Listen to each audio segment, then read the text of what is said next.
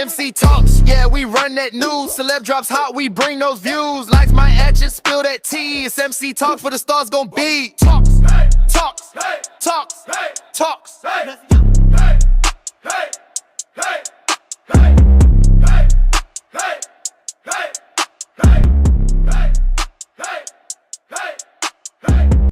So the first part of the show, we're going to be talking about a lot of Trump supporters are basically, you know what I'm saying, regretting their vote. Okay, they feel betrayed. So we're going to take a look at that. A lot of this immigration deportation stuff, the immigration policies is affecting businesses, it's affecting families, it's affecting everything that's going on because some of these foreigners, you know, they come into the country, whether they're illegal or they're on a work visa or whatever they got going on. These people do the jobs that regular Americans don't want to do, like go out here in the field, pick berries and stuff like that. Like a lot of people like regular Americans, we don't want to do that. Okay, we ain't going in nobody's field and doing shit. Okay, and a lot of these people has been basically arrested by ICE and deported, okay, back to their country, arrested, okay? And it's been affecting a lot of businesses. It's also been raising prices on things, you know what I'm saying? Because these companies ain't got the people to do the job, right? So now you got people who's on TikTok making money off TikTok, questioning Trump supporters out here in public. Do they feel like America is great now? And their response is, I am stressed the hell out. All right, let's go ahead and jump into the first video or whatever and hear what this restaurant owner had to say about his businesses and how the Trump immigration policy is affecting his business, his staff, and his customers. Okay, he had to shut down he owned seven restaurants.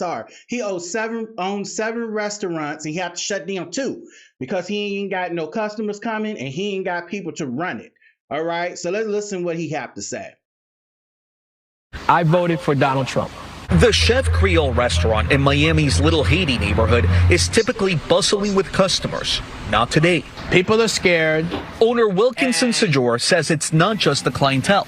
After 34 years in business, he's lost his entire management team at 7 locations and will likely have to shut down 2 stores due to the end of temporary protected status. The end of TPS means for me that my future in the hospitality business is almost going to be non-existent. On Sunday, federal officers made an immigration arrest outside one of his restaurants. What say to the president that you voted for? He sold to me that he is a businessman and that he will be making business decisions. Do you regret your vote? Yes, I do. All right, that was one of them. Now y'all about to hear this TikToker go and basically ask the people out in public, do they feel that America is great again? So I want y'all to hear what these folks had to say. Does America feel great again? No, not at all. You know, I can get laid off tomorrow, then I'm pretty much home because, you know, you can't save now. Does America feel great? Not in the way everyone wanted, with gas prices, and you can't afford to breathe at this point. What does it feel like to be living in these conditions right now, in these economic conditions right now? Hurt, very hurt. I try to do, sorry, I cried. I try to do a lot for my kids, and I can't do much. It's hard, especially as a father, because you ain't got that extra cash to go and spoil your kids. The middle class is definitely being affected, yeah. Low class might as well, crawl in a hole. You still can't beat inflation, no matter what. Well, it seems we never catch up. And especially when you got an administration making poor decisions, okay? Yes, and speaking of grocery prices, I spent over $100 at the grocery store today, and I probably got about 4 bags out of there, and it don't look like I got nothing. Okay, groceries is so damn high, it don't even make any sense. The gas prices is up. Not to mention, we in this war. Okay, and whenever a country or anybody go to war, prices go up even more. So the economy is just toe up. A lot of people is going through some things. There's a lot of people who are becoming homeless because some of these jobs, most of these jobs, is basically laying off. A lot of people are losing their jobs. Yeah, so you got a lot of people losing their homes and a lot of foreclosures. There's a lot of things going on, and the struggle is real. Okay, and what a lot of people don't know, and a lot of people was fooled. Trump had a lot of people fooled. During his first term, he was basically riding off Obama's economy. And that's where a lot of people got it mixed up at. They was naive to the fact that this man basically had no experience politically. Okay, had no experience, came in and just basically wrecked everything.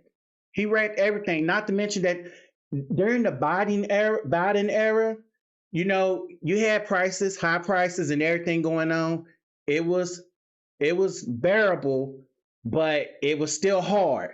Now we got Trump in here, and he made nothing better. Okay, he done fed these people a bunch of lies. He told these people what he was going to do. His main priority was to get grocery prices down. The price of bacon, he kept talking about bacon. That was just weird to me. And then he kept saying that how the gas prices was going to be low and everything was basically going to be affordable. He was for the working, made it seem like he was going to be for these working class American people. And Trump also wanted to say this to the American people as well, that he ain't really worried about nobody's finances. He ain't worried about the American finances. Y'all check this out. This went viral a few days ago as well. When you're negotiating with Iran, Mr. President, to what extent are Americans' financial situations motivating you to make a deal? Not even a little bit.